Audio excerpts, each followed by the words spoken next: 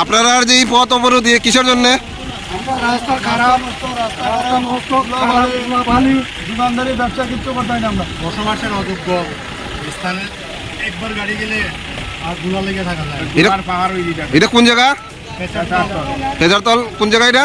বাজার main town, আসামাহতলা road main town, ফেজারতল বাজার।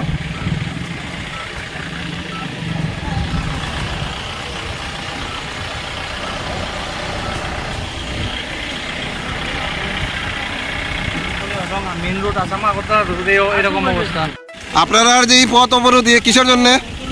রাস্তা খারাপ, রাস্তা নষ্ট, পানি, দোকানদারি ব্যবসা কিছু করতে হয় না। আমরা বসবাসের অযোগ্য স্থানে একবার গাড়ি গেলে আর গুলা লেগে থাকা যায়।